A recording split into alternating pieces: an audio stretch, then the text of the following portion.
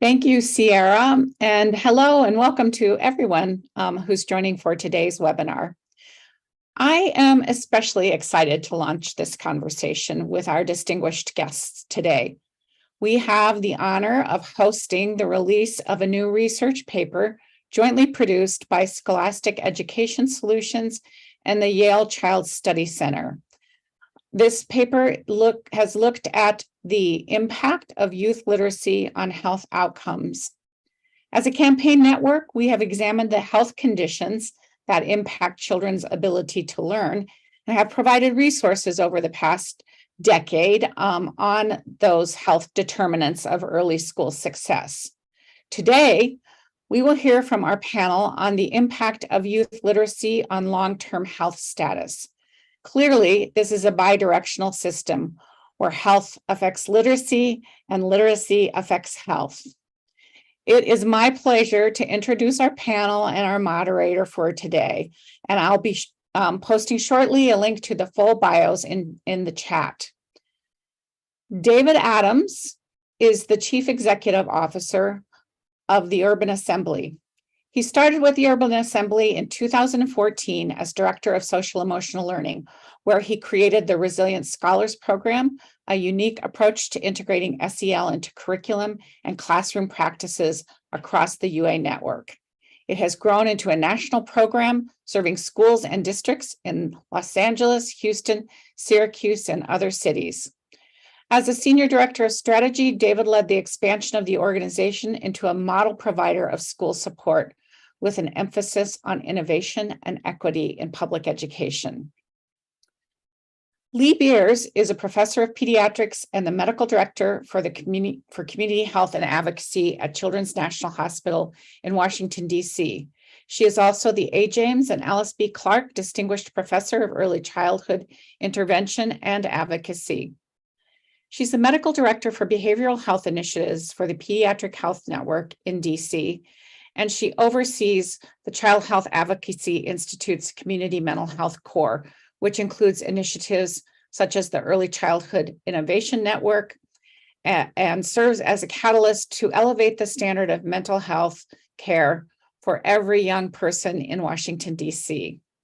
She was the 2021 president of the American Academy of Pediatrics and received the 2019 Public Policy and Advocacy Award from the APA. And she is currently on the board of the directors of 0 to 3. Linda Mays is the Arnold Gesell Professor of Child Psychiatry, Pediatrics, and Psychology and director of the Yale Child Study Center. She is also special advisor to the dean of the Yale School of Medicine. Trained as a pediatrician, Dr. Mays' research focuses on stress response and the regulatory mechanisms in young children at both biological and psychosocial risk. She is especially focused on the impact of prenatal substance use on children's long-term outcomes. And our moderator today is Amanda Alexander, who serves as Scholastic's Chief Academic Officer. And in this role, she leads research and validation efforts to ensure the efficacy of products, the delivery of professional learning services, and the company's partnership with the Yale Child Study Center, focusing on the intersection of literacy and health. Prior to joining Scholastic, Amanda served as the Vice President of Policy and Partnership Development at Teachstone. With more than 20 years of progressive leadership experience, the majority of Amanda's service has been as a practitioner in the public sector. Amanda, I'm going to turn it over to you and we'll kick off our conversation. Thanks so much, Becky, for that. At this time, I'd actually like to turn it over to our panelists to just quickly turn their cameras on, introduce themselves, and share a little bit about their organization's connection to the intersection of education and health. And we'll start with you, David. Well, thank you so much. David Adams, Chief Executive Officer here at the Urban Assembly based in New York City. We're focused on ensuring the economic and social mobility of young people by improving public education. And we do that by investing in social and emotional development, high quality instruction, and post-secondary access. So very excited to be here today, Amanda, and very excited to be here as part of this panel. Thanks, David. Linda? Hi, everyone. I'm very excited to be with you. Linda Mays from the Yale Child Study Center. And as you've already heard, we have this partnership with Scholastic that we're so pleased about, very productive around the idea of literacy and health. My role at the Child Study Center is, well, the department of the Child Study Center focuses on not only children's mental health, but child health broadly, and how we work across systems, not just health systems, but educational systems, to really optimize children's development. Ann Lee. Well, thank you so much. So nice to be here today. I'm Lee Beers. I'm a pediatrician at Children's National Hospital in Washington, D.C., and I work for our Child Health Advocacy Institute. And I guess the best way to summarize the work of Children's National and our institute is to really go back to our mission, which is care, clinical care, advocacy, research, and education. And so as a health system, we really strive to advance all of those things for the children and families in our community, our region, and nationwide, and internationally too, actually. Thanks, all of you. Next slide, please.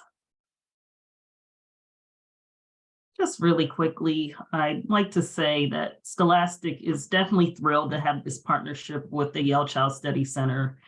As you know, Yale is a world premier institution focused on the health and well-being of children. Yale is definitely a leader in clinical practice, research, and teaching.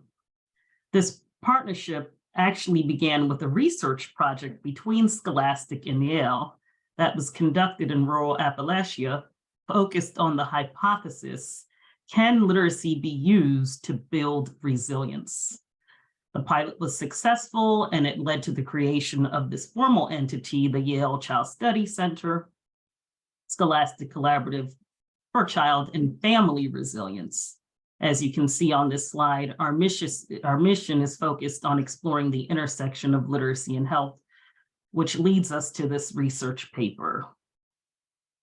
Next slide, the research paper. Everyone here definitely knows from our own experiences with children, the impact that literacy has on a child's life. We also know the impact that education has on one's long-term success. However, we really wanted to focus in this paper on the body of research that explores the impact that literacy has on a child's short-term and long-term physical and mental health. So today we are pleased to share some of the findings with you and to discuss them with our esteemed panelists. Dr. Mays, Yes. Scholastic, and the Yale Child Study Center are proud to release Reading for Life, the Impact of Youth Literacy on Health Outcomes, a joint research report, as both of our organizations share a passion for literacy and health. Can you begin today's presentation by sharing some of the key findings with us? Sure. Thank you, Amanda. We're really grateful to have that opportunity. If we could go to the next slide, please. So this is the paper that we'll be speaking from. And as you just heard, this is a collaboration between our two organizations. I also want to give a shout out to my colleague, Kai Schulman, who is a Yale graduate and very much helped bring the first drafts of this paper together. So stay tuned, you'll hear much more from Kai. If you could go to the next slide, please. And start just clicking through, please. So what we know, and what I'm going to talk about, is how everything that is so important to us about reading and literacy also has profound health impacts. We know that literacy increases how children and families engage in education. We know that literacy can serve as the great equalizer and enhance equity. We know that reading gives children a broad stage and increases their capacity for critical thinking. It also gives them a chance to develop empathy skills. It gives them access to books and to a world that they might not actually have in their physical environment. And we know how access to books can actually impact young people's not only understanding of physical mental health, but what we're truly talking about here is not just understanding, but literally how it changes health. And we do believe that literacy is also a very key mediator between these disparities that are such a great concern of ours and the access to opportunity. On the other side of the slide, you see a study just published from my colleagues at Yale. And I think that most important is to see the size of this study. It's nearly 3,700, 3,600, 35 individuals who are 50 years and older, and found that individuals who are readers, they live almost 2 years longer than non-readers. And we'll talk in a little bit more about the impact of reading and literacy on mortality and overall illness.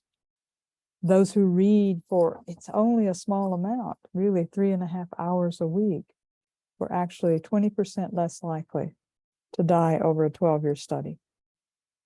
It's remarkable, isn't it? Reading less than 4 hours a week conveys that level of health impact.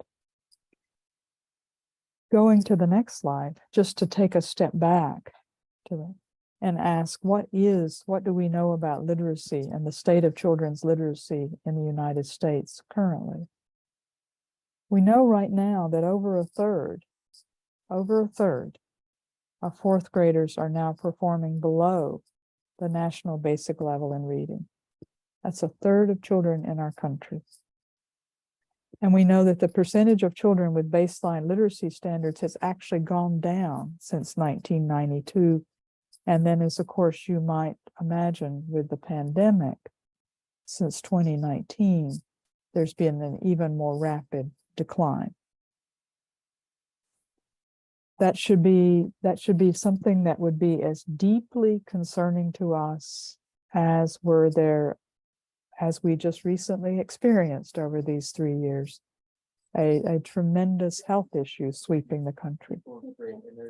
We also know that these drop in test scores disproportionately, just as in the pandemic, disproportionately affected students that were in the bottom percentile. So those students who were more vulnerable on a range of measures are actually disproportionately affected by this change or this deep decline in their reading scores. And as I've already been suggesting, this is really staggering and quite concerning that it's hypothesized or predicted that about 67%, 2/3 of kindergarten reading skills were actually lost during COVID-19. Now, hold those two, the slide I just previously talked about the impact of reading and literacy on health. And now hold this in mind about the impact of what's happening on basic literacy and reading levels in our country. We go to the next slide. So how do we connect literacy and physical health? The data are very compelling. That lower literacy rates are actually associated with poorer overall physical health outcomes. That may include cardiovascular, it may include weight, it may actually include the earlier onset of chronic illness. And that relationship between lower literacy and poorer outcome pertains even when you control for other factors, such as demographic or socioeconomic, or even access to care. Individuals with lower literacy are simply less likely to get regular preventative health care. And we should all be asking the mechanism of that. Conversely, a chronic illness such as diabetes, that individuals with lower literacy rates are more likely to experience. But if you have higher reading skills, you're actually more likely to have better outcomes with your diabetes, better control. And that happens whether or not you have a high school degree. So on the one side, lower literacy, poorer health outcomes, but even with a health outcome and an illness that requires a lot of medical attention, if you have higher reading skills, you do better. And especially concerning in my world, the world of child behavioral health, we find that lower literacy rates at the time of adolescence, high school and in those years are associated with higher risk for violent behavior, aggressive behaviors, transitioning into substance use, those kinds of issues in adolescence that actually do set that individual on potentially a chronic health, poor health trajectory. Perhaps another way to put it that is, I hope will bring the message home, is 30 minutes of reading a day has a measurable impact on physical health that is as significant as decreasing your blood pressure. And it's a significant impact on your blood pressure, both the high number and the higher number and the lower number, and decreasing your heart rate. Just 30 minutes of reading a day. And it may actually have as significant an effect as some of the more medical health related ways we have of treating these kinds of chronic illnesses. If you'll go to the next slide, please. And what do we know about the relationship between literacy and mental health? And even to this slide, I want to make one important point that's very relevant to what we do in the collaborative with Scholastic. While in these slides and these data, I present it as separate, we actually think about child health. We don't think about the separation between child physical and mental health, because physical health impacts mental health and vice versa. But for the purposes of presenting these data, I want to divide them. So what we see is that children and adolescents who have reading disorders actually very, very often have higher rates of anxiety and depression and other associated mental health needs.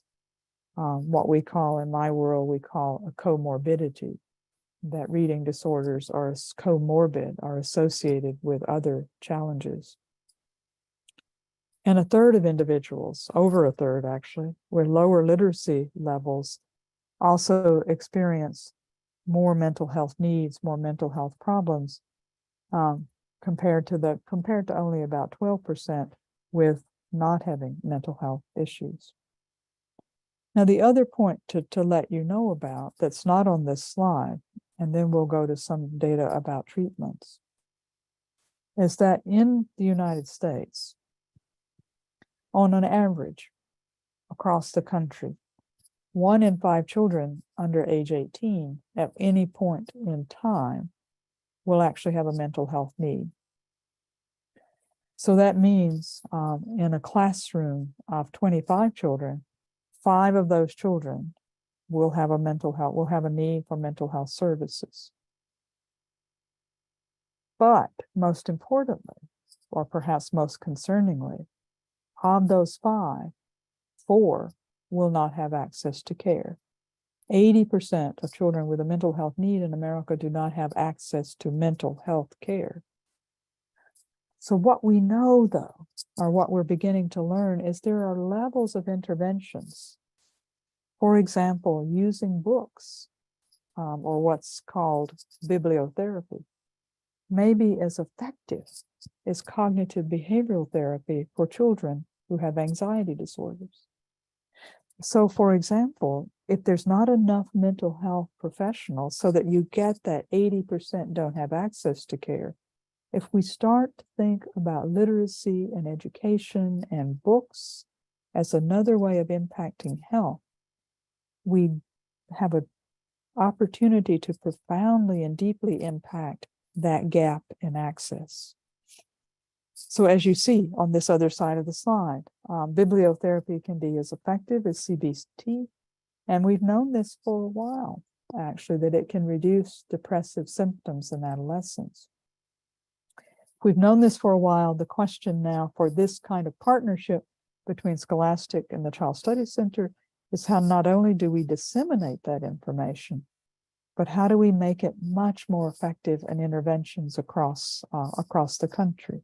So if you'll go to the next slide. And so we know that there are a number of literacy health partnerships that have actually shown some pretty strong benefits. Just click across and we'll have them all. So Reach Out and Read is one that I hope at least you've heard about. Really impactful, where pediatricians give books and early literacy guidance to families. A prescription for 10 minutes of daily reading. And research on Reach Out and Read shows an 8-fold increase in parents reading aloud to their children and finding that as a very favorable, pleasant family activity. The next question that comes from that is, does that kind of change in family activity increase not only children's literacy, but increase it across the lifespan?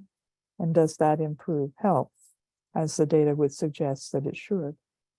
Head Start's been around since the Johnson administration and the war on poverty. We know from now longer-term follow-ups of Head Start that Head Start participants, children who are early on exposed to reading and literacy interventions, are much more likely to be healthier, less likely to have chronic health conditions, and also lower rates of depression across the lifespan. And another of a literacy of an intervention that's intended to improve literacy and in access to literacy and books is the Stanford Tips by Text. And again, you see on the slides, you see the data that it links physicians and visits to physicians with trying to improve literacy. So these are 3 examples that exist. But the question is, how can we together do something even more that gets this idea out there that literacy and health are inextricably interwoven? They are the same. They are a pediatrician doing a check. A literacy check is as vital as a pediatrician doing a weight check and a blood pressure check, setting a lifelong trajectory for health. Before I conclude, I want to just go to the next slide and to a very recent to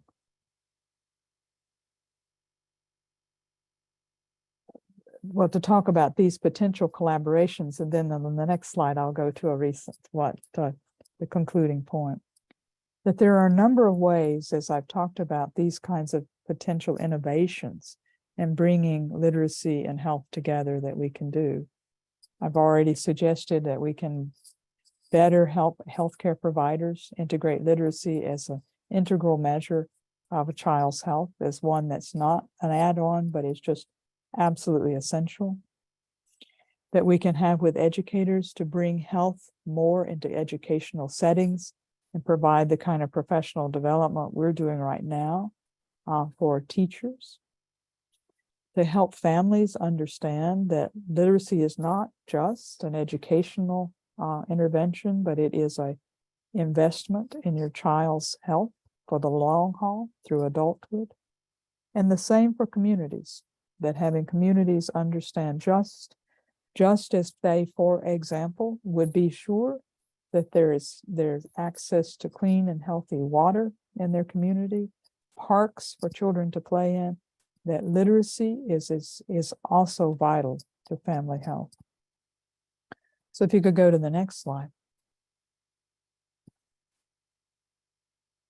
Just recently, the Surgeon General in the United States brought forth a remarkable statement about the epidemic of loneliness that is sweeping the country, or not sweeping, is already present in the country, and suggesting that this is one of the long tail of the pandemic, where the tremendous social isolation and the tremendous impact of the pandemic on our social connectedness, our social fabric. Loneliness is a mental health need and a mental health issue. Social connectedness is the glue and the antidote to loneliness. But I would suggest by the picture that's on this slide that one of the most significant ways of combating this kind of epidemic of mental health needs and loneliness in our country is to bring children and families together and communities together around shared stories, around narrative, around reading, but also narrative, because we know that narrative skills, as the earliest of reading and literacy skills, brings people together. It builds community. So I end on this point and look forward to discussion, to saying that we do have a national crisis, but we also have a crisis that we know a number of things that we can do that will have a lifelong benefit. So I really look forward to the discussion and turn it back to Amanda. Thanks so much, Linda, for highlighting some of the research that is in the paper. I do encourage everyone to obtain a copy and read it in full.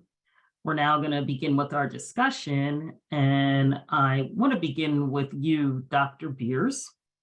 You are the immediate past president of the Academy of Pediatrics, so you definitely have witnessed a lot on a national level. And I'm wondering if you can provide some context for us about the impact of the pandemic on children's overall health, including mental and physical. Yeah, absolutely. And first of all, thank you all so much for having me here this afternoon. Fair warning to everyone, I'm getting some notices that my internet is a little finicky. My colleagues here have agreed to wave their hands if I'm hard to hear. So please bear with me. It'll encourage me to keep my remarks brief, I guess. Yeah, it's a really important question. And I think that the theme, as I think about it, really is disruption, right? The past 3 years have been very disruptive to our children in a variety of different ways. I think, as a pediatrician, probably the first thing I'll speak about is how it was disruptive to the physical health for children and their families. We know, thankfully, children experienced less of the physical impacts than older adults did, but even as of today, there are 3,300 children hospitalized with COVID. And so it is not insignificant. We know there are some children who are experiencing long COVID. There's been an increase in diabetes, obesity, eating disorders, other related illnesses. We also know that these physical health impacts have impacted families. Looking at some numbers actually from about a year ago, so they're even higher now. About 250,000 children lost a primary caregiver during the course of COVID. And so that obviously has tremendous impacts on children's health and well-being. And I think recognizing that children with special health care needs, children who have caregivers who may be at higher risk, are going to be experiencing higher levels of stress and anxiety because of these physical health risks, right? I think the other disruptions are some of the other disruptions well known. Dr. Mays talked about these disruptions to our education and day-to-day activities for children, disruption to economic stability, which can impact the well-being of children and certainly impact stress levels for families.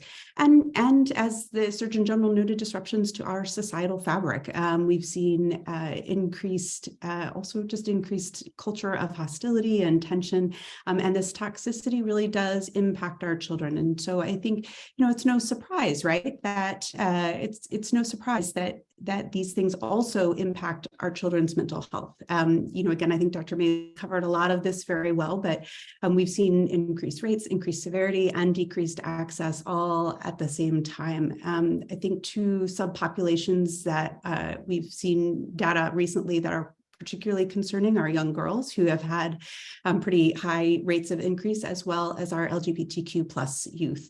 And I think, right, there's also the stress on our workforce. And so we have less capacity to care for children with mental health concerns, and a lot of stress on families and communities. And so it's harder for all of these supportive resources to buffer these stresses for children. So a lot of impacts across the board. And I think, we also I can't finish without mentioning two things. Certainly, I think that the past 3 years has created an outsized impact of social media on our youth. It's always been an influence on children, some pro-social things, some not good things as well. But I think certainly those impacts were amplified over the past 3 years. And I think it's also incredibly important to note that all of these things I discussed and so many more are not, these disruptions are not experienced equally by children and families across our nation. And there are many who are much more profoundly impacted than others. And so it's important when we think about solutions for us to think about how do we ensure that we're pouring more into those families and into those communities. And I think just to close, because I really hate saying all the negative stuff without getting a chance to say one or two positive things as well, because I do think that there are a lot of things we can do here. This has been an incredibly traumatic and challenging time for children and families, but this is going to take a whole of society approach to making things better. But I think that gives us power. It gives us each something to do, and it gives us each a way that we can help build up children and families. And I know we'll talk about this, but literacy, of course, plays an incredibly important role in that. So thank you. Thank you, Lee, Dr. Beers. David, I want to turn to you now because you are on the ground in schools with real students and real teachers. What have you seen from your work with the Urban Assembly? How are kids doing and their teachers from a social emotional perspective? Well, it's a great question, Amanda. And I agree with Linda and Lee across a number of the things that they talked about with regards to the relationships between social emotional development, mental health outcomes, and literacy as a whole. So when I want to start with this notion that social emotional development and language development are intimately linked. When we're thinking about, for example, students classified as emotionally disturbed under IEDEA as a special education category, the estimates around 71% of them have language challenges or language deficits, specifically what we call pragmatics, right? Being able to identify turn-taking in conversations, speaker-listener relationships, things of that era. And some of those estimates go up to about 90% of students classified as what we call emotional disturbance or emotional behavioral disturbed vis-a-vis the federal law have comorbid challenges around language expression and receptive kind of challenges in that space. And so the relationship between emotional vocabulary, the way that we understand ourselves and the language that we have to understand ourselves and others, and our social emotional competence, it's very intimately linked, right? In fact, we can kind of predict a student's social emotional competency just based on the amount of emotion words that they can use fluently to describe themselves in a situation. I want to give a shout out to the ruler approach that comes out of the Emotional Intelligence Laboratory over at Yale. And that whole approach is really focused on really developing the emotional vocabulary of young people so they can construct a worldview based on the language that they're using to understand themselves and others. So the first thing I want to really land out for our audience is that that language development and social emotional development is intimately linked. Now, I've got two kids, 9 and 10 years old, and I will never forget my older son, Elijah, when he hit about 2 and 3, he had this mismatch. Right, he had developed intention, so he was starting to individuate against his parents. So that means he had his own sense of self and who he wanted and what he wanted to do, but he had not yet developed the language to match that intention to the actual reality that he was trying to accomplish. And so we know when we have intent without language, we get behavior. And so my child Elijah really struggled in those terrible 2s to express himself. Because he knew what he wanted, but didn't have the language to develop it. So what I want to do first is just ground that notion. Social emotional development and language development are very closely related. The next thing I want to say briefly is that the development of language in classroom and literacy more broadly in the classroom is very closely linked to the relational aspects of student, teacher, and the learning and interactions that underlie those pieces. So when we're talking about what it means to learn in classrooms, what we do know is that when we have high amounts of emotional support from teachers, that means student sensitivity, paying attention to student cues, being able to identify student needs in the moment and adjust pacing to those spaces as measured by the classroom assessment scoring system. Students who have the highest risk of reading difficulties do better. So teachers who are more sensitive in the classroom, who have high amounts of emotional support, are more likely to support student literacy. So it's another aspect of this notion of social emotional development for, in this case, teachers, and then literacy development for this case, students, that is overall kind of founding or grounding our understanding that these two things are strongly linked. When we organize our instructional interactions in the classroom, we need to think about both social emotional development and language development. And when we look at the challenges that young people have, we need to understand the social emotional component of those challenges, the language component of those challenges, and see how they're interacting so that young people are successful, not only what they read, but who they are and how they present themselves to the world.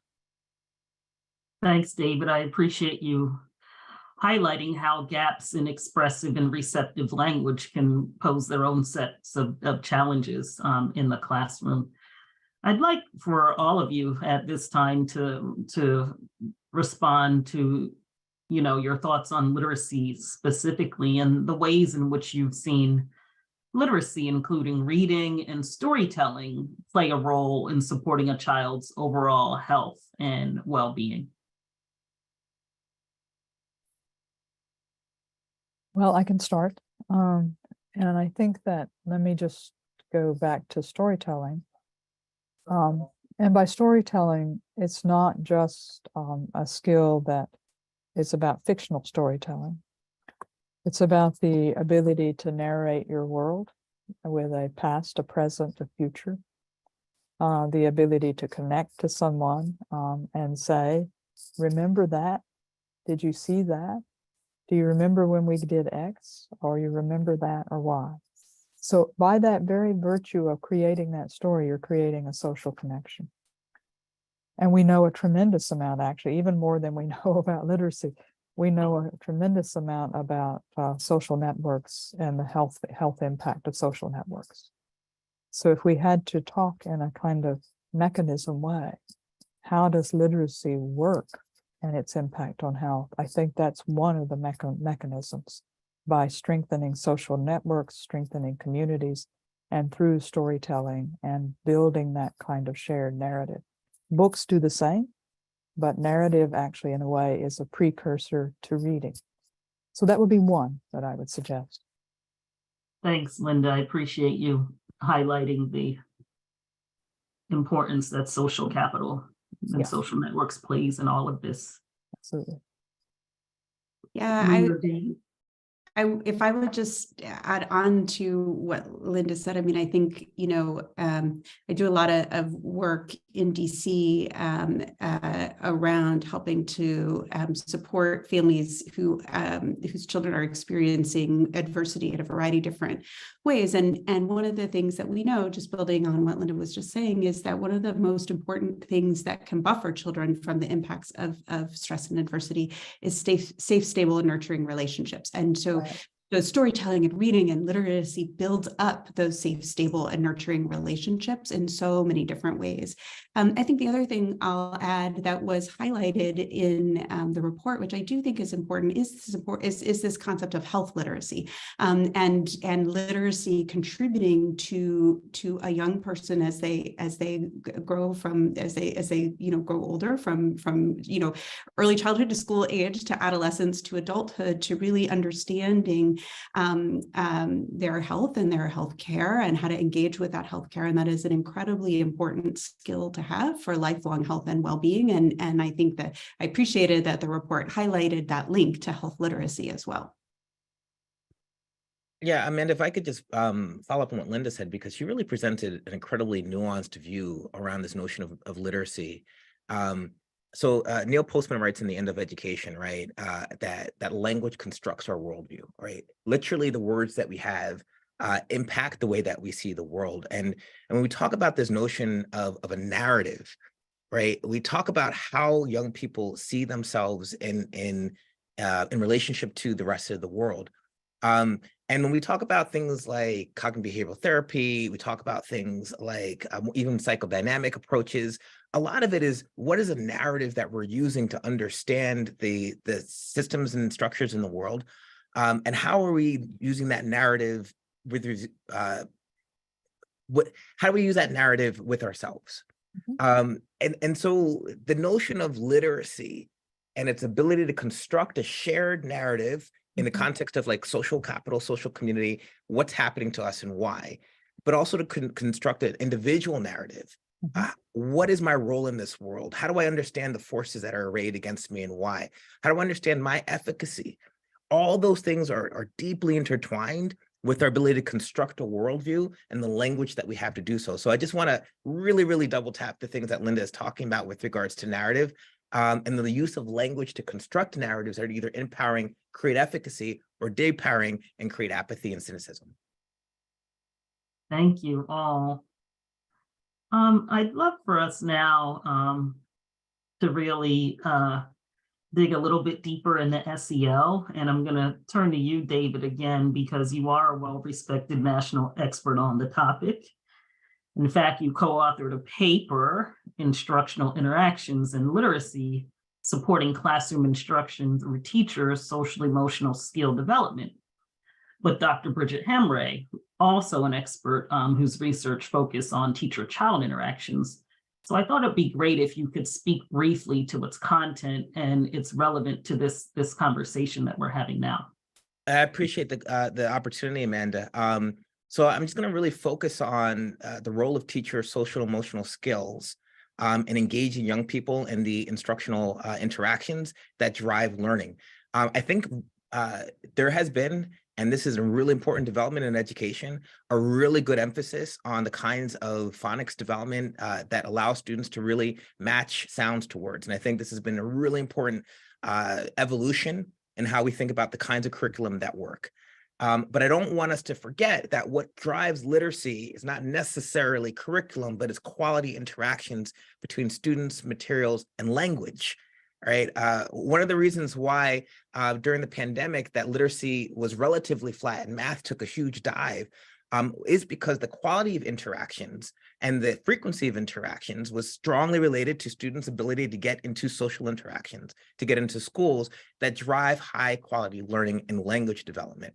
And we saw this in terms of what students had the most negative outcomes from the pandemic. And those were students who were English language learners, students who were special education, students who came from backgrounds that didn't necessarily have the quality of interactions in terms of literacy that they would get into school. So from this paper, we just want to really identify a couple of things. One, teachers' social emotional skills matter in terms of developing the kinds of interactions that matter in the classroom.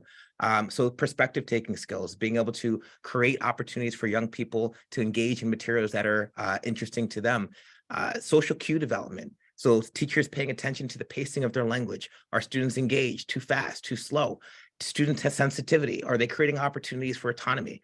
All these things develop opportunities for higher order thinking, which literacy also enables. So the paper is really focused on this notion that instruction is not just about curriculum, it's about relationships. And either relationships with the content or relationships with your teacher or your relationships with your peers. And all these things have to work together to develop that construction of the world and ourselves that we talked about when we talked about the narratives that propel high quality literacy in our education system. Thanks, David. I'd like to now shift our conversation to policy and begin with you, Linda, Dr. Mays. I know this is an area of expertise for you, and I'd love for you to share with our audience now about the policies on health and education and what you see existing now. It's a great question, and I'm smiling because I think Lee will also have some comments and thoughts about this as well as David. So I think that there's, in many states in the country, there is a divide between education and components of state government and that focus on health and focus on education. And yes, that's an organizational perhaps divide that maybe is for efficiency, but it doesn't work really well. And it doesn't work very well to put this message forward about literacy and health. So for example, how very important it is for a teacher to know that this particular child might be really, really struggling with asthma, and that their absenteeism relates to their health issues, and to understand that maybe to help them with their reading, et cetera, there needs to be something better put in place in collaboration with their pediatrician, because both are actually working health. Vice versa, that same pediatrician might not actually know that the child that he or she is really treating their asthma is missing a third of school days. and that's as impactful for their health as whatever albuterol or whatever treatment they're doing for the asthma. But we don't have those data systems together. We don't have any way for either of those professionals to know that that's happening. Now, I realize by saying we should have those data systems together, we're opening up all sorts of HIPAA, et cetera, kinds of issues. But just thinking conceptually that if we really seriously take this message, then we need to integrate. We need to integrate those departments and those data.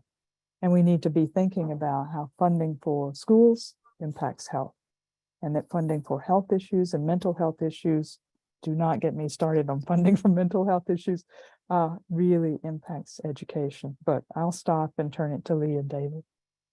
Yeah, Lee, I'd love to hear from you. You also have expertise in this space. I would love for you to shed some light on policy and advocacy.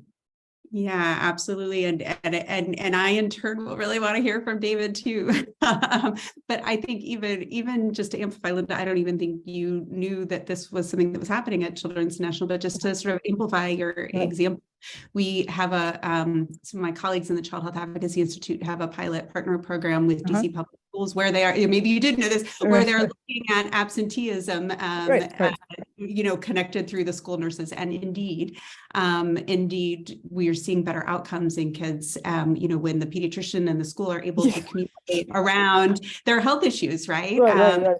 And the pediatricians they love it. The schools love it. And I think one of the additional pieces to think about around the policy and some of the financing solutions here are that one, we do need to break down these barriers between information sharing. We do need to really invest in good, confidential information sharing technological solutions that allow us to do this. And we need to invest in the staff to do that, because I think, pediatricians are just running at 1,000 miles a minute.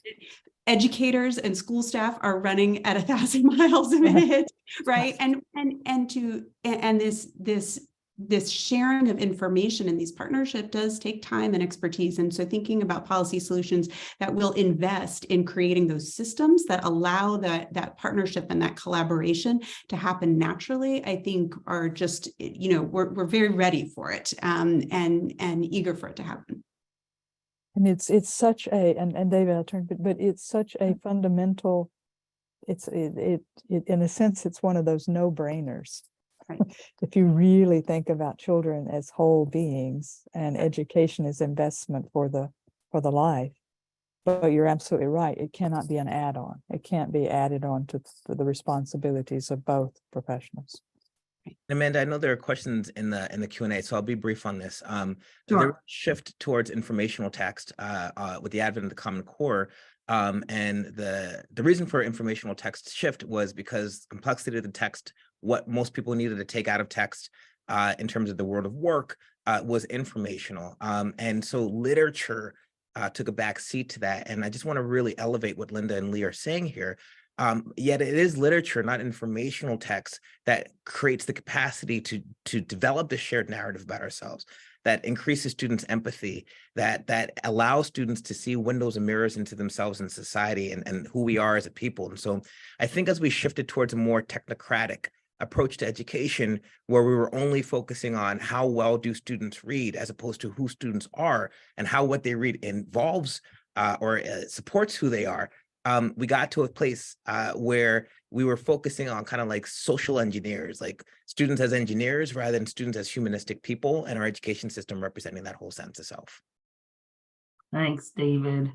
I definitely want to get to the questions in the chat, but before we close out, there's one more thing that I hope that we can spend some time on. Actually, two more things. I want us to be optimistic and look towards the future and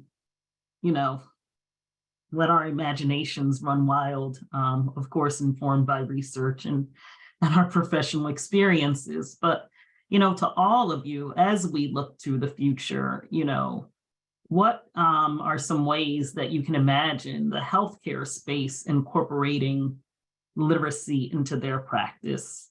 And we touched on this a little bit before, but if there's anything more that you'd care to share in terms of the future. I think we're already doing some of it. And I Mhm. think it needs to be, as Lee is saying, we need to make it possible for pediatricians and other child health professionals to do, for example, reach out and read is a great intervention, to make it possible for people to do it without overstressing their practice or adding to the burden, to make Mhm. it a natural extension of everything you do. It's just in the water, if you will, in the air of the practice. But it needs to have resources so Mhm. that pediatricians aren't, oh my goodness, now I need to talk about literacy. It really needs to Yeah. have And I've heard you on many occasions talk about this, not only, in the context of the paper, but in other meetings that we've been in together where you speak of, the importance of doctors in training, when they're in medical school to begin to learn Absolutely. about this. Yeah. Do you want to share a little bit more about that? Well, I mean, again, Lee, I'm a pediatrician too, but you're just very deeply immersed in the That's pediatric right. world. We don't get enough training. Pediatricians do not get enough training in basic child mental health. And I don't mean in a way mental health as being able to diagnose depression, et cetera, but to actually being able to think about child health, child developmental health, and the very basic early things that we can do as pediatricians to improve that. And thinking about 2-generation models and how parenting is a developmental stage as well. All of those things need to be really put into pediatric education. What we hear from our Connecticut pediatricians is that behavioral health and how they can impact it is the single greatest concern they have. Mhm. That's Yeah. the absolute single greatest concern. So Lee, I would turn to you, but yes, pediatric education, we do need to impact. No, I think you have your finger right on the pulse. So, and the only thing I would add to that is that the more these concepts are embedded into our education around child mental health and 2-generational supports. I see a comment in the chat around engaging families. Yes, absolutely. The importance of literacy, the more these things are embedded into medical education throughout the spectrum, the more deeply medical providers will understand it, and the easier it will be for them to use those things that they know in their day-to-day interactions. So for example, if I'm seeing a patient for a well visit and I see a parent pull the book out of the diaper bag, and give it to their baby, I can say, that's amazing that you're doing that. That is such an important way to promote early childhood brain development and make a really strong relationship between you guys. And that takes me 10 seconds. But the only reason I know to do that is because I've had that education and training. And so the more we can embed it in all these different levels, the more we as medical professionals will be able to do that work in all those little different ways that do make a difference. I'd also add, the other thing I saw in the chat was pediatricians and public libraries make great partnerships. Yes, absolutely. So that was on my list of things to mention. I think partnerships is one way to leverage the fact that none of us have a lot of extra time. But when we come together and we partner together, that makes it a little bit easier. So, yeah. Great. David, would you like to chime in a little here and speak to what you envision for the future in terms of incorporating literacy and health? Yeah. So I was sitting on a panel, and I don't know if this is true, so I'm going to defer to Lee and Linda on this, but I heard that 20% of health outcomes have to do with healthcare, and the other 80% are socially determined. Did I get that? Yes, All right. it I may like even throw be less stats. than 20%. All right, so that's it's very humbling, I have to tell you. Right. Well, we don't really do a lot on the health side. We do. It's a crazy stat. That's why I wrote it down, and I wanted to throw this out to our folks here, right? Like 20% of our health outcomes are based on our healthcare, right?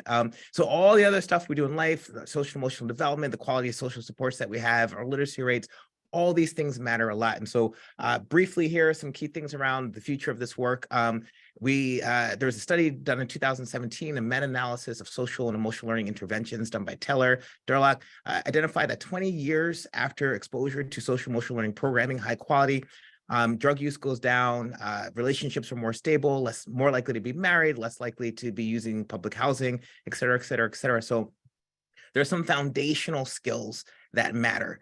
And these things predict things like literacy. They predict things like we talked about, the quality of relationships. And they're focused on things like interpersonal and intrapersonal problem solving. How do we equip young people to do those things? And so we want to talk about health outcomes. And I think one of the things that we need to do is start to look back at our education system and understand the role our education system can play in delivering whole people into society who are ready to solve problems and support community. And that means literacy, that means social and emotional development, that means all of the above. And we can help those health outcomes, that 80%, by delivering young people who are ready to solve those kinds of problems into the society. Thank you all. Thank you, Lee. Thank you, David. And thank you, Linda, for sharing your expertise on this topic with our panelists. I think it makes sense now for us to turn to some of the questions in the Q&A. And I'm just going to read them aloud, and any of you feel free to respond. The first is, how can educators help to impact, build / develop students' narratives? Amanda, I was starting to think about an answer to that question because it's a great question. I think, David, you both will have some, but just to say, as a bit of a plug for Scholastic, is we're actually finishing a book on child and family resilience for teachers that will offer a number of classroom strategies that teachers can use to build narrative skills. But I don't know if my colleague Karen Baker wants to say anything about that, or turn to Lee and David.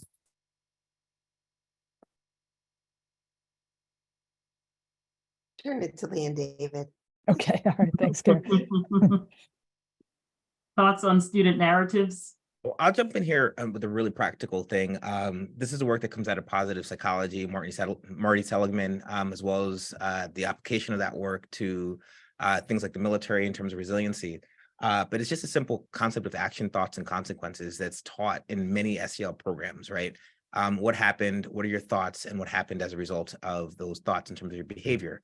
And so the narratives that we develop need to be pulled out once people are starting to pay attention to what they're saying about themselves, your thoughts, and then what you do and how your thoughts and your behavior relate to each other.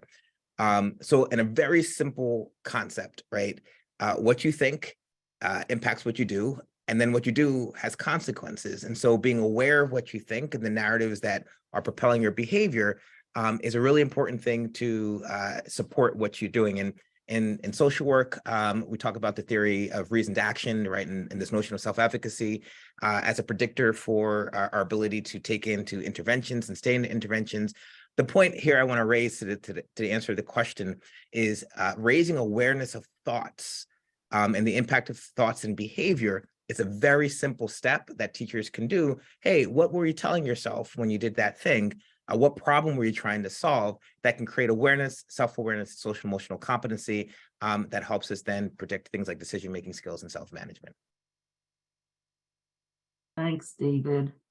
We have two similar questions in here, so I'm going to kind of combine them. But one person has asked that we comment on the recognized need for SEL and diverse books in schools, that it's definitely important for kids to see themselves in books, and the fact that books serve as mirrors, windows, and sliding doors.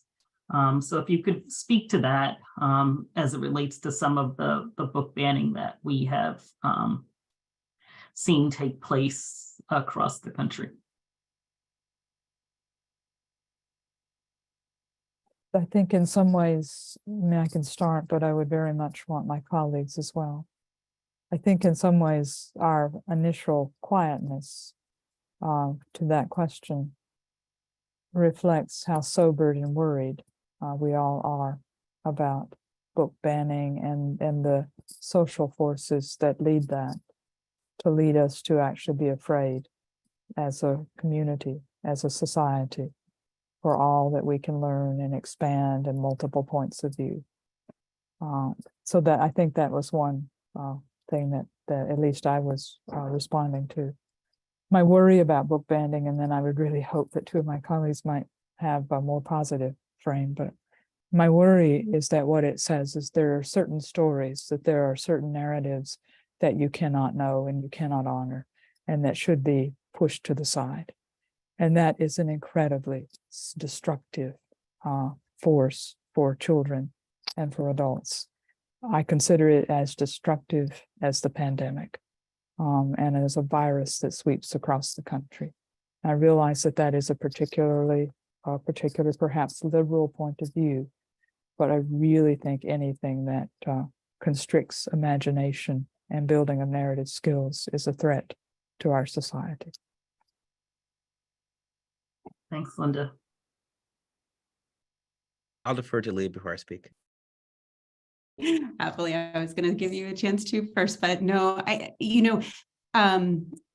echo your thoughts and concerns, Linda, and I think we do know, we absolutely know that for young people, being able to see themselves in the world around them and in literature is affirming, and it helps them to know who they are and that they're not alone, and it helps them to thrive emotionally, physically, and it helps them to thrive in schools.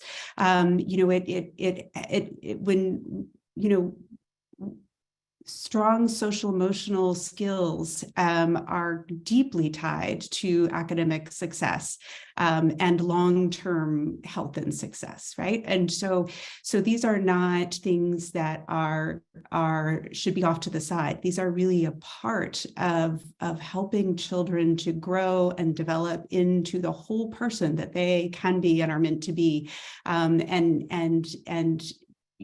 part of that is seeing themselves in books and in literature and in the world around them and in their teachers and in their communities and in their doctors and in their health systems. And so it is a goal that we too often fall short of, but one that we have to keep striving for with urgency.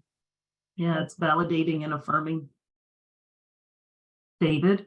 Yeah, I'm in total agreement here. Linda opened up the conversation talking about shared narratives. The challenge with creating narrative is that it has to incorporate multiple perspectives into one coherent story. And we have not been as successful at that narrative as we need to be in order to bring multiple varied values into a shared American story. Which is honest, but which is also inclusive. And it's a very challenging thing to do. And the answer is not to stop people from trying. But I think it really goes back to this idea of what is the dominant kind of experience that folks have in this in society? Is it a cognitive one, or is it a narrative or emotional one? And I would argue that it's a mostly emotional experience. I don't know that folks spend as much time reasoning out theories of action as maybe you would do, Amanda or Lee or Linda or I. I think folks are sensitive to signals of in-groups and out-groups and who's in and who's out. And so this is all, to me, a call back to why literacy matters, because the ability to create a narrative means that you need to be exposed to narratives, you need to be accustomed to narratives. And the folks who will create that narrative are going to be the folks that bring people into a new America and a new society that is inclusive and brings people who are left out back into the fold, while also bringing folks who have been in the country for and empowering the country into the same space. And that's a challenge. And that's going to take folks with imagination. That's going to take folks with a sense of perspective taking. And with some narrative kind of gusto to make that work. And I would just add that folks that have actually had the experience of hearing different narratives and being curious about them and bringing them together. And that's why it's so important to do this from very early on. Thanks, Linda and David. Our next question focuses on vulnerable families. what's the best way to teach to reach the most vulnerable families and supporting them with more literacy activities at home with their kids? This person says, even if they themselves have had a difficult experience with literacy, reading was hard for them. And then they also are highlighting the fact that screens are more entertaining for everyone. Everybody is on a device, and that kind of complicates the matter. So any thoughts on reaching vulnerable families and competing with technology? I think for me, one really important thing to remember and is that really, this is something that every family wants, right? They want their children to be thriving. They want their children to be happy and successful. And, I think when we start from that place and then think about, what are the barriers there? And how do we begin to break down those barriers? I think it takes a multifactorial approach. It can't be in just one place health or one place education or one place.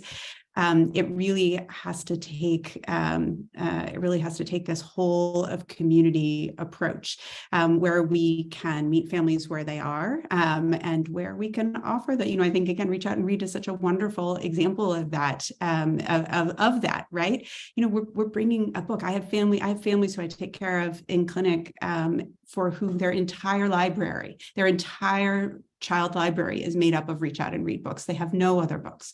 And so thinking about, there was also another wonderful program in DC called Books at Birth, where you could sign up and have a book mailed to you every month for free. So just thinking about how do we reach out? I think I think the final thing I'll say here is that you can't underestimate the importance of community and peer and family support here, because the peer leaders, community health workers, community health leaders are such an important part of our entire network, and they are often the ones who are the most trusted within their neighborhoods, within their communities, within their support systems. And so partnering together with them in our efforts is incredibly important too.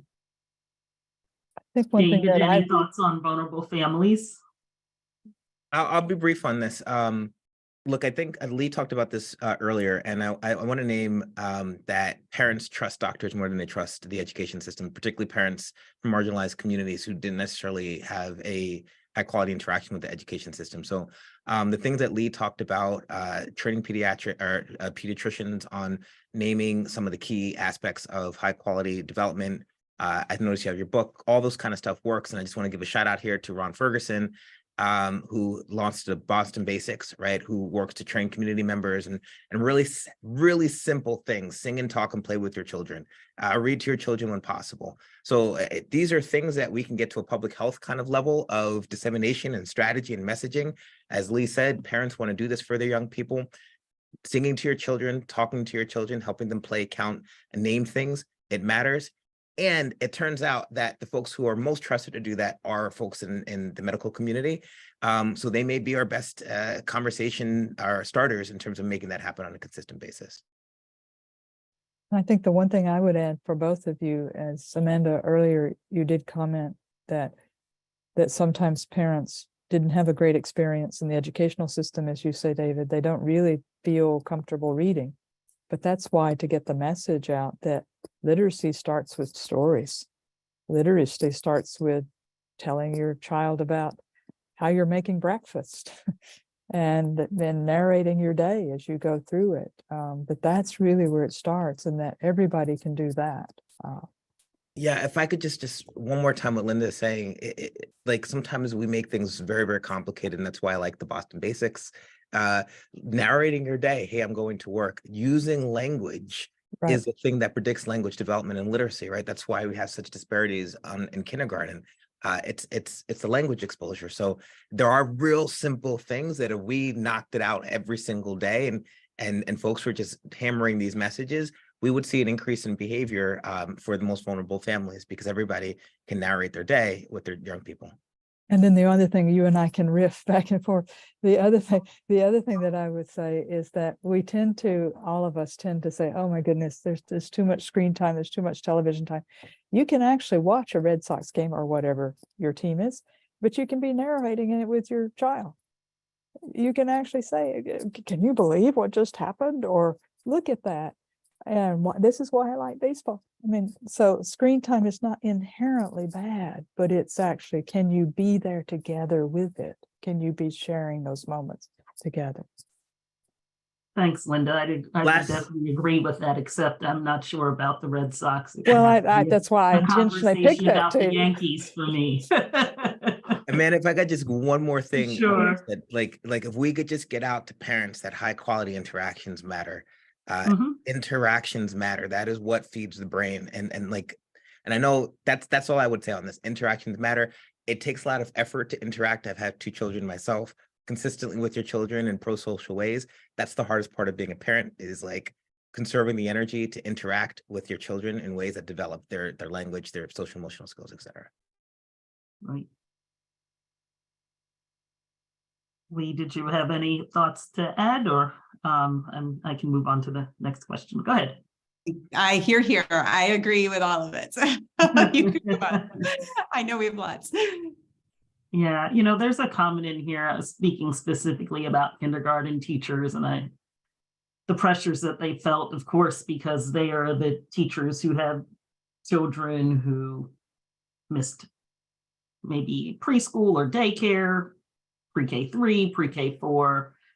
And so I think the question that this person is getting at is the pressures that kindergarten teachers have faced.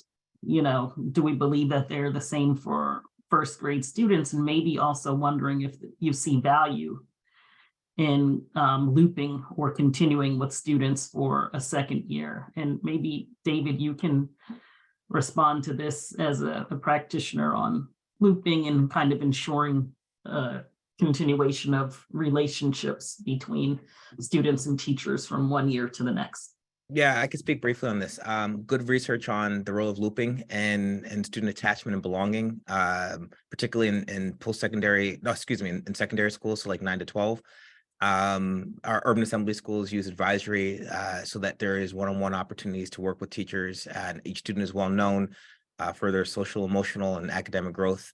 I would say that to know a student and to watch the learning process is one of the things that we came out of the pandemic with a belief in, which I think is inaccurate, is that learning is about what students, what products they produce, rather than the process in which they engage in the learning and teaching learning kind of process. So paying attention to how students learn, their stress points, their zones of development in terms of what they need support on versus what they can do for themselves. All these things matter. And looping has got some good research with regards to its effect on emotional support for kids. And that in turn impacts their instructional understanding. Thanks. There's a question in here. This is probably for our 2 doctors on the call here today, but it's, do you consider the connections between uncorrected visual disorders and poor reading skills as a health issue? I think I know the answer, but I'd love for you guys to respond as professionals in this space. Yeah, I mean, I think the short answer is yes, right? I mean, I think where I would go deeper is that it is part of why it's so critical for children at all ages, early childhood, but also I think, you forget about it sometimes in the school age and the adolescent years until you need that sort of sports physical filled out, but that importance of sort of regular checkups and well-child checkups with the pediatrician, because, during those visits, we do a whole range of different health anticipatory guidance and health maintenance and screening type things. We look at vision, we look at, hearing, developmental screening at the younger ages, mental health screening at the older ages. It's one of the things I love about pediatrics is that it is a very preventative medicine specialty, and it's a very family engaged specialty. And I think that is why it's one of the things that I love about it, but I think it is also why it is so important for for children to be coming in for those regular visits, because we can pick up on those things early that may interfere with literacy, that may interfere with learning. And again, going back to the partnership between schools and health systems, it's also why that partnership and communication is so important, because if I can pick up on those things early and be communicating with the school that I have picked up on those things, and we can work together to get the child the supports that they need earlier rather than later, then that's a success, right? That's what we want for children and families. So maybe I took a short question and expanded it to a long one, but... Well, I appreciate your expansion on it. I mean, I was a former teacher myself, and kids who had visual impairments and hearing impairments were challenged, to learn how to read. And so it speaks to the need to integrate, the two, and to provide these services at or in close proximity to actual school buildings. Mhm. Linda? No, absolutely. Couldn't agree more. Totally. Great. There's a question in here that refers to parenting skills. And it says some parents lack effective parenting skills because of their own upbringing. For instance, parents who talk at children instead of with children, they need models and guidance on how to assist their children about quality interactions. So this question is similar to the one about vulnerable families, but any thoughts on how we can develop the parenting skills of parents? I can start on that one. So I think that one of the important, perhaps, reframes for all of us is that when anyone from wherever becomes a parent, that is actually a developmental stage, and that their brain is changing, their psychology is changing, and we, just as we would think about this may be too strong a metaphor, but just as we would not think about taking a 3-year-old and saying they're like a 12-year-old, we shouldn't say that a parent of an infant knows it all, because it really is a biological as well as psychological developmental stage. So I think that part of when we talk about parenting skills, it's actually important to really begin with asking the parent, what kind of parent do you want to be? How are the ways that you think about being a parent? What are the things that you'd like to do with your child? To really actually come at it not from here's what you need to do with your child, but rather, what do you want to do? Who do you want to be as you develop as a parent? And I think you can ask that question for every parent. And once you get that, what you'll begin to hear are the things that parents, they enjoy doing with their child, the things that they might want some help with. But I don't think that we should actually always presume that we know all the skills that people need. Rather, we should treat both of these individuals, child and parent, as developing and learning together. I heard you in that response, Linda, really just doing some reframing, which is something that you always talk about in our conversations, with the steering committee, how important it is to sort of reframe and not come from sort of a deficit space, but looking towards the future and what can be. Exactly. Any thoughts on parenting, Lee or David? I'm happy to let Lee go first, and I'll hop in. Yeah, no, I mean, it's a wonderful question. And Linda, I love that framing of it being developmental, because it also then, I think, shifts the way we think about it to away from more of a blame kind of framework to a partnership and supportive Right. framework. I think, and I do this maybe even going back to my comment earlier about how critically important it is that we think about how we're partnering with families and community leaders. I think this is one really important place because, David, while I appreciate that your belief in families' trust in pediatricians and the medical system, there's a lot of barriers to that trust too. And there are a lot of power differentials. I think back to a young woman who's a teen mom who I took care of for many years, and we had a very good relationship. And so she was willing to say this to me, but we were talking about discipline and talking about positive discipline and not using corporal punishment. And she looked straight at me. She's like, Dr. Beers, you can't tell me that you don't pop your kids. I was like, no, I really don't. I swear I don't, and we had this long conversation about it, but I think, and we got to a good place. We had a good conversation, but that was because the two of us had a really strong relationship and good trust, which doesn't always exist. And I think so often, I may give advice as a pediatrician in the pediatrician's office, and my patient sort of looks at me and is like, yeah, whatever. I'm going to go do what I think is the right thing to do. And so I think, that is where, that is where it is so important for us to be working together, and for families have earned trust in a lot of different places with people in their community. And those are the folks who I think it's really important for us to be working together with to be sharing those messages and to help parents through those developmental stages. Yeah, which Go ahead. Sorry, one more great model to add in. One of the things we've been doing in DC is parent cafes, which is built on the Strengthening Families framework, and that's a wonderful space actually for families to come together in a really pro-social way and have discussions about parenting and the stresses and supports that they're feeling. That really builds skills and self-confidence, and so that's a wonderful model that we love and use. But also just there's other similar models. So thinking about those ways where peers can come together too, in a supportive and a guided framework, I think is also can be really successful.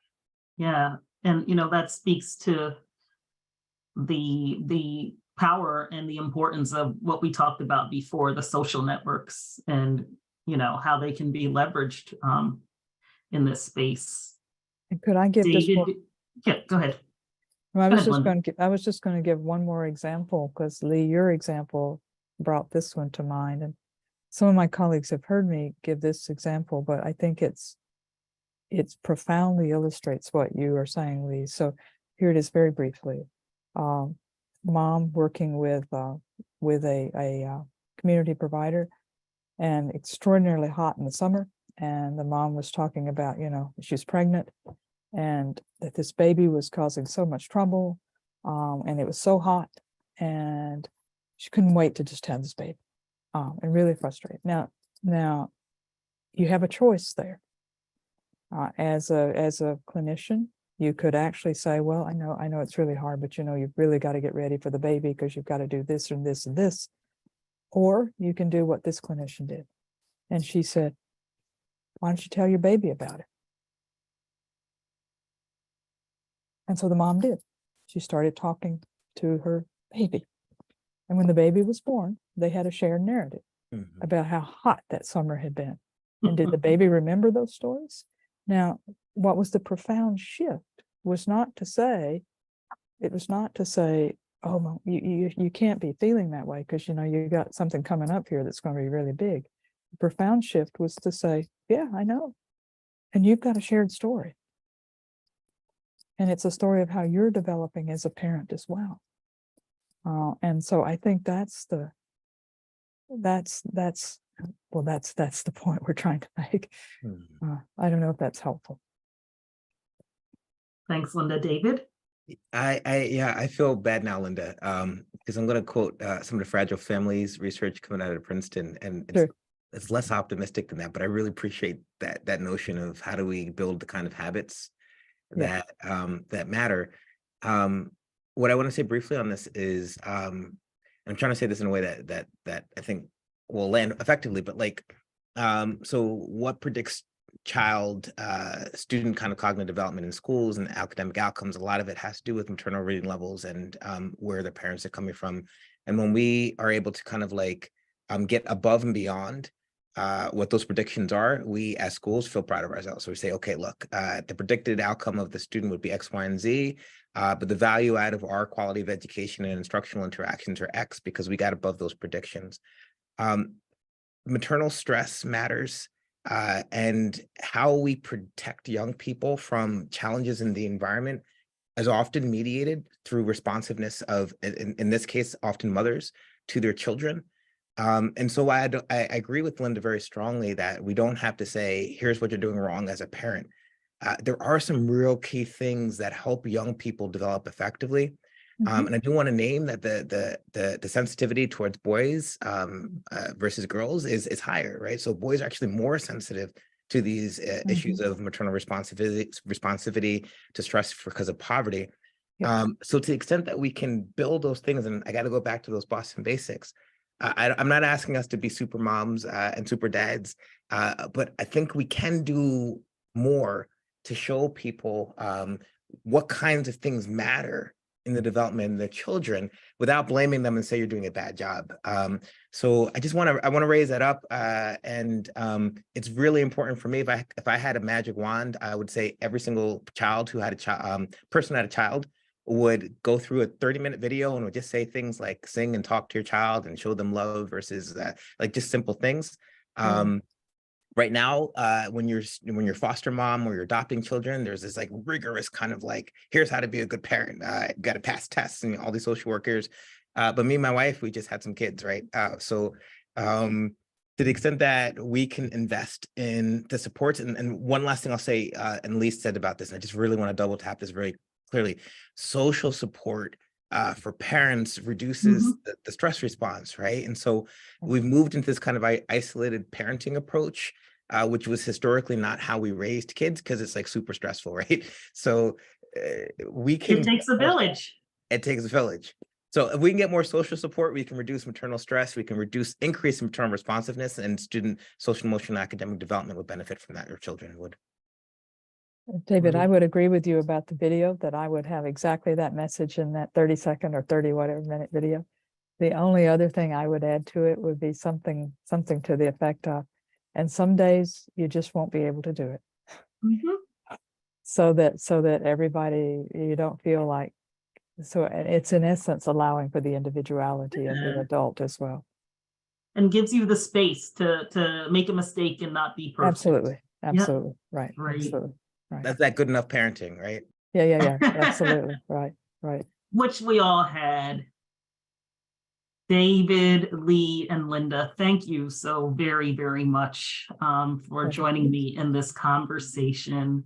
I'm going to turn it over to Becky now, who's going to launch a post-webinar poll, and we ask that the participants take the poll.